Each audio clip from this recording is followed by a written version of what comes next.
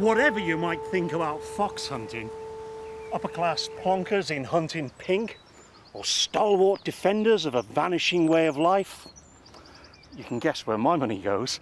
Whatever you might think, you have to remember that for most of our history, the vast majority of us simply couldn't afford to be too squeamish about precisely how we put meat on the table. You see, the English countryside was full of all sorts of edible goodies. But those same upper-class plonkers made it a criminal offence for us to go out there and bring home the bacon.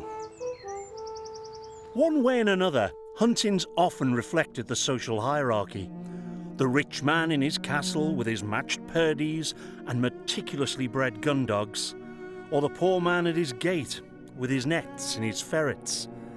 You see, hunting's always been about property, about ownership, about one man's right to the land and anything wandering across it, and the forcible exclusion of anyone challenging that right, whether it was a landless labourer out to feed his family or an ethereal parson feeding his eccentricities.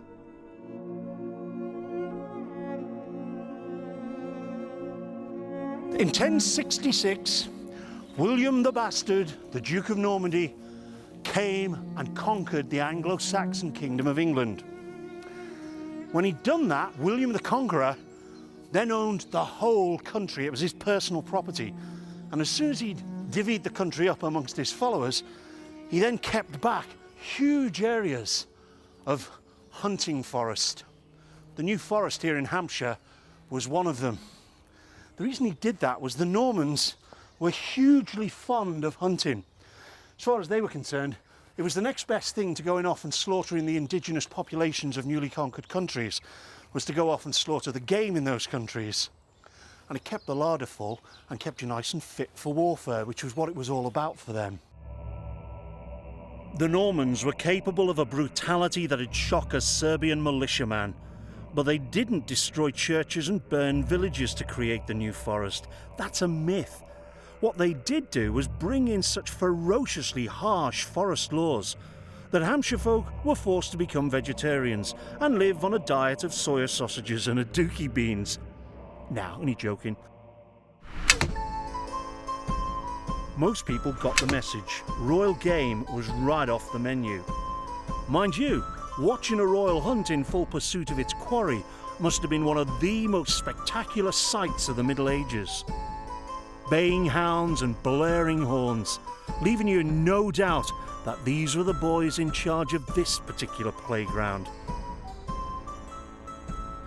The problem was that not all of the peasants were downtrodden. You see, to them, a deer wasn't just a venison sarnie on legs. Taking it was a small, satisfying symbol of resistance. And when the longbow was introduced and the law demanded that every able-bodied man become skilled in its use, poachers gleefully discovered that the king had given them the perfect weapon, tailor-made for poaching his own game.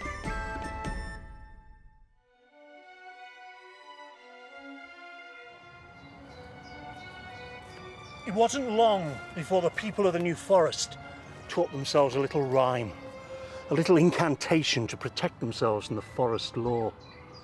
Dog draw, stable stand, back around and bloody hand. Dog draw was to be caught with a dog on the scent, on the trail. Stable stand was to be found with an arrow on the bow, ready to be loosed at the quarry. Back around was to be found with the carcass of a deer over your shoulder. Bloody hand was to be found on the floor of the forest, gutting the quarry. Oh yea, oh yea, oh yea, all manner of persons who have any presentment to make at this court of verders, let them come forward and they shall be heard. The ancient verdurer's court's a remarkable relic of those days when the law defended royal prerogative. And they'll still hang you if they catch you fly tipping. Tucked away in the corner at the back of the court is another interesting little piece of history. This is a stirrupine from a horse's saddle. Now, this looks to be Tudor, but what they used to do with something very similar to this back in Norman times was if you wanted to keep a dog in the confines of the forest, they would only allow you to keep a dog that was small enough to be fitted through the stirrup iron. If your dog was too big, then it was obviously going to be a danger to the deer. So what they do is they cut the claws off the dog so that it couldn't run. That way it couldn't chase the deer. Don't think I'm going to get through there somehow, do you?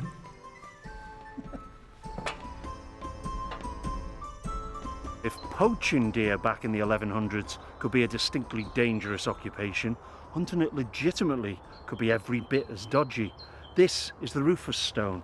Now, Rufus was the nickname given to the son of William the Conqueror, King William II, and this records that he was slain very close to this spot in a hunting accident. They were out hunting deer.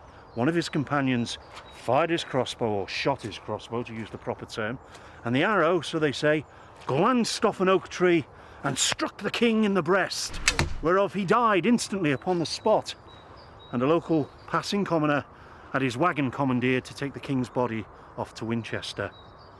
No venison for Rufus that night, but his brother, Henry, didn't accompany the body.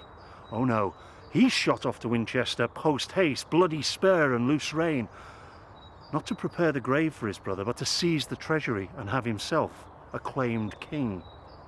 That's why I don't think it was a hunting accident.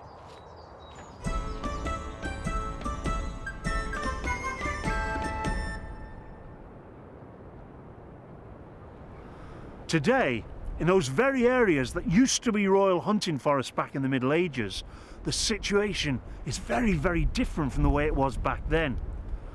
Pretty well unrestricted access into the forest and very little hunting of the deer.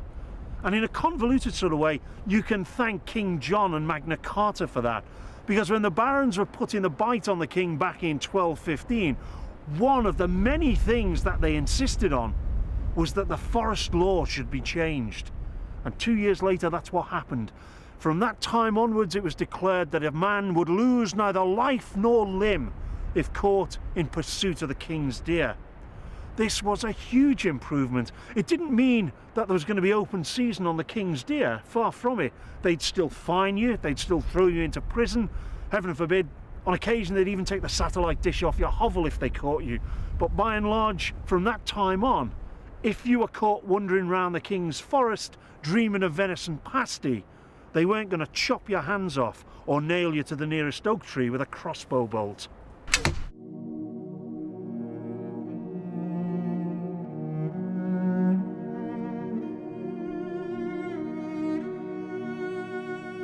You had the poaching gangs which actually did it as a business, and I mean it wasn't rare for 100 to be killed a year by a single person, and some of the gangs claim to have killed up to 800.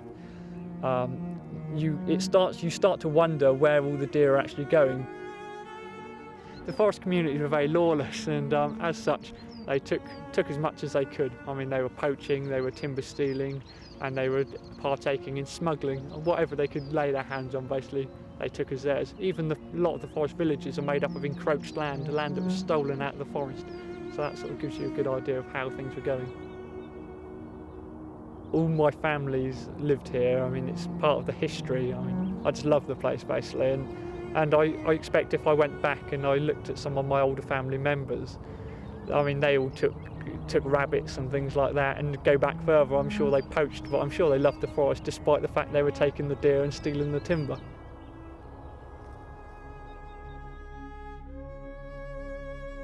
The population in the countryside had had common rights on much of the land around them that went back centuries into the Middle Ages. But when the new landowners began to use their wealth to gather in whole blocks of land and to enclose it and drive out the commoners, the people who had common rights on the lands, they were able to do it because most people didn't have the maps and the documents to prove that their ancient rights of custom and practice were upheld by legal documents.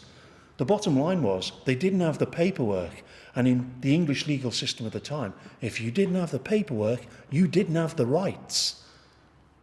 People felt themselves on the outside. They were devastated. And what did they do? They did what most of us would do. They said, the hell with that. We haven't got the paperwork.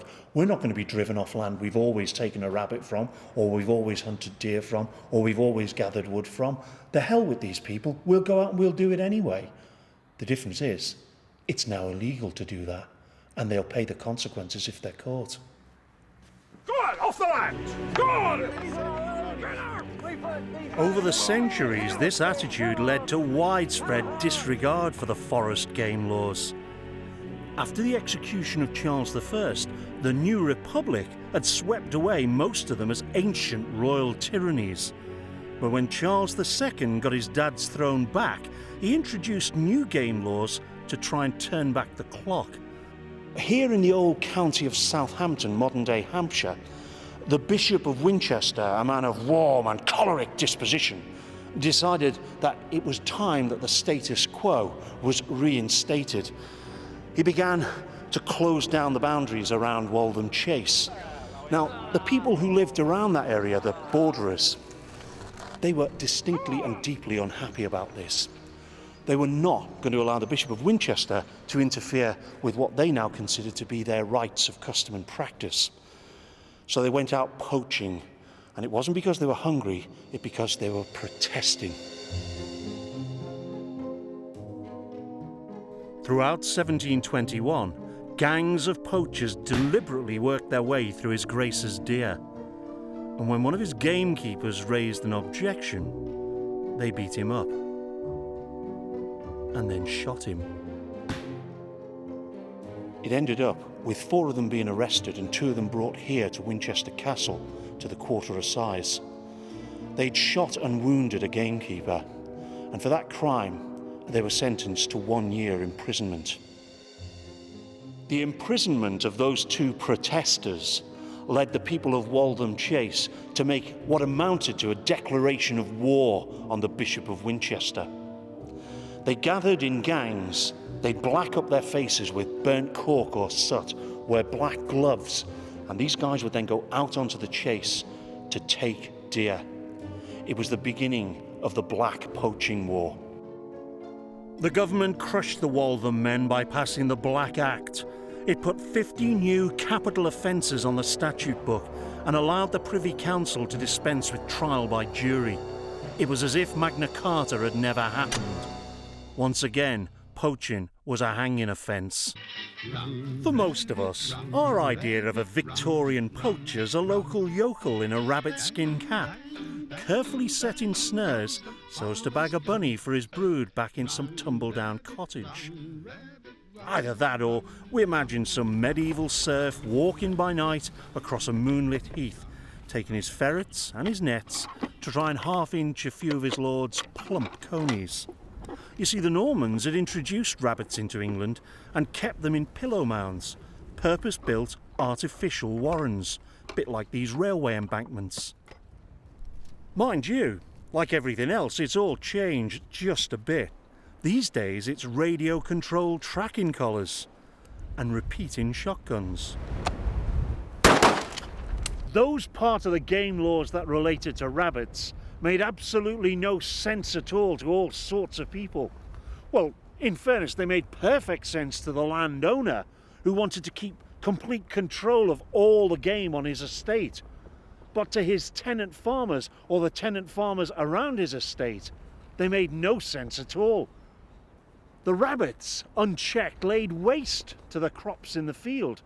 They were all for letting country people exercise their traditional right of going out and taking rabbits for the pot. That would have solved the problem. But they weren't allowed to. The game laws meant that this sort of activity in most parts of the country was completely illegal. But it wasn't the rabbit that would cause all the trouble. It was this half-wild, half-tame, half-witted little chap. No, you clot.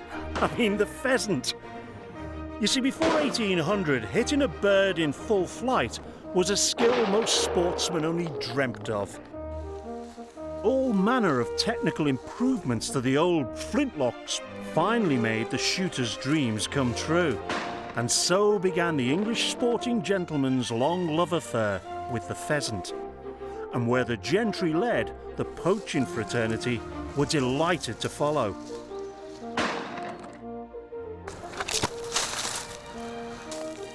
Provided the gamekeeper wasn't there to spoil the fun. When capture could lead to transportation to Australia, it's no wonder poachers went gang-handed and fought back when cornered. So the problem now is how to protect your pheasants from the peasants. Well, the answer was quite simple. Every countryman was familiar with this little fella, the gin trap. Gin from the word engine, which is the word they used to describe any mechanical device. Well, it wasn't long before they thought it out that if this was effective against small animals, why not have something bigger to use against the poachers? And that's how we got from this to the Mantrap. And the man who owns this particular Mantrap is Major Gurney. So how did it come to you? Well, it's very interesting history. My great-grandfather was a very kindly old gentleman, and he thought it was a bit hard having these spikes. I wonder whether you can see these spikes here. Yeah. Rather like a modern-day rat trap. So he did two things. First of all, he filed the spikes off so it didn't hurt quite so much, and you didn't get gangrene on Tuesday morning.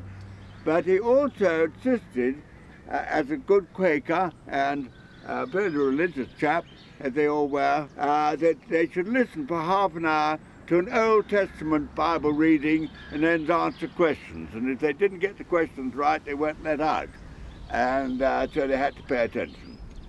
Nowadays, we're not allowed to use these, I'm glad to say. Do you sort of remember seeing them in the woods yourself? I remember seeing them in the woods, but of course then they were attached, as this one was, to a tree. Just to remind people that it wasn't so long ago that they were utilised. And so I kept this one here just to show it to people who are trying to not pay me enough for my malting barley. And other commercial travellers. On paper, a network of mantraps concealed in the undergrowth would charge poachers a high price for trespassing with criminal intent.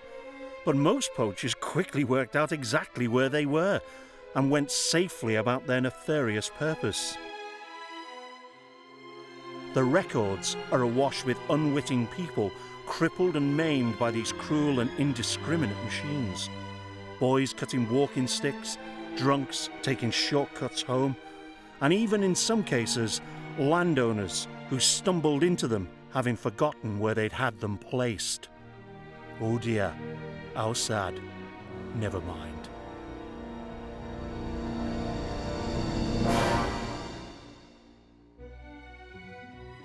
So we've got landed gentlemen who are perfectly happy to trap poachers on their property as if they were animals. Well, it doesn't take them very long to go the next step. Let's start treating them as if they were vermin. Let's shoot them. Think I'm exaggerating? Afraid I'm not. Here's the evidence. This is a spring gun. It's a miniature cannon. And it was nailed to trees on a man's property with a tripwire attached to it. These things were designed to at the very least maim and... Sorry, Your Honour, it was accidental. The poor chap was killed when he tripped the gun up. Now that other stubby, ugly little spring gun, fossilised inside the oak tree, well, that's one sort of spring gun. This is another, more beautiful to look at, but just as ugly in its purpose. The swivel went down into a post driven into the ground. Here's one we prepared earlier. The string, more carefully tied than this by the keeper, would be run out across the pathways and across rabbit runs or deer runs through the bracken and the undergrowth.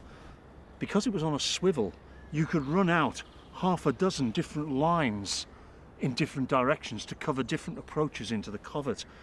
When somebody walked into it, the trigger was pulled and the shot was discharged across the track. But you know what the really appalling thing is about these vicious little pieces? Is that they were completely random in the way they dealt out death and injury.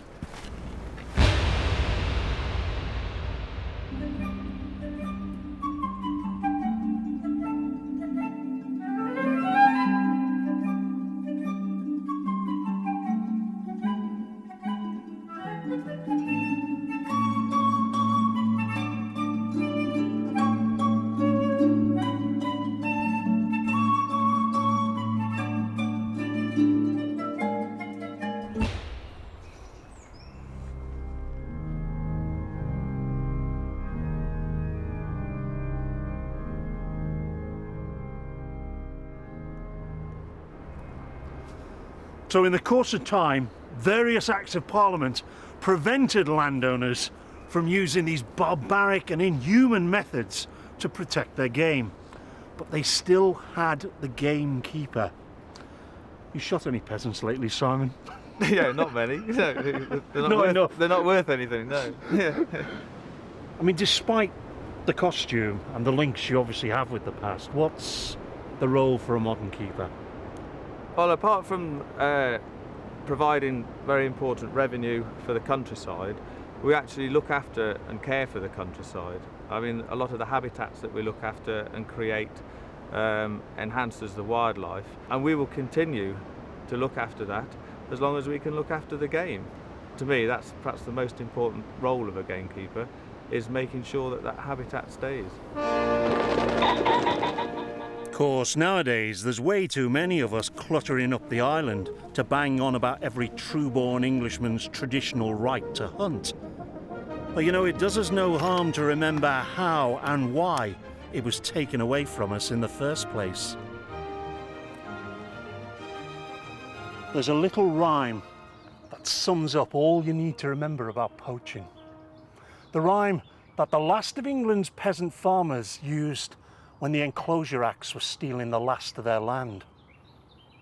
The law locks up the man or woman that steals the goose from off the common, but it sets the greater villain loose that stole the common from the goose. Ta-ra.